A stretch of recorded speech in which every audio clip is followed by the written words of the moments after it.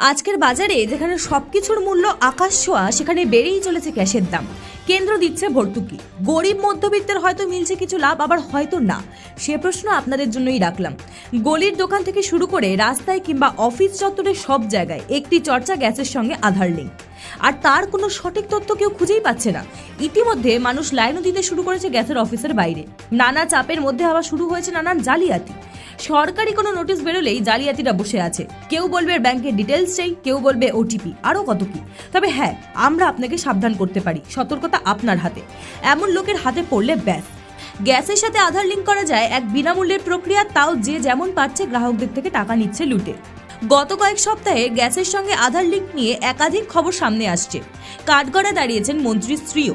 কোথাও 190, কোথাও 236, কোথাও 426 আধার লিঙ্ক করাতে টাকার অঙ্কটা জায়গার ভিত্তিতে ফারাক হচ্ছে। কিন্তু মানুষের মনে একটা প্রশ্ন, গ্যাসের সঙ্গে আধার লিঙ্ক না করালে ঠিক কি ঘটবে? আদৌ কি গ্যাসের ভর্তুকি পাবেন না তারা? তবে এই বিষয়ে ভালো করে জেনে নিন। বায়োমেট্রিক না করলে ভর্তুকি আসবে না এমন কোনো নির্দেশিকা নেই। আরও একটি বিষয়, সব গ্রাহককেই বায়োমেট্রিক সম্পূর্ণ করতে হবে। তবে আপাতত হবে শুধু ভর্তুকি প্রাপ্য গ্রাহকদের জন্যই। তবে অন্য কোনো গ্রাহক লাইনে দাঁড়িয়ে এলে তাকেও ফিরিয়ে দেবেন না ডিস্ট্রিবিউটাররা।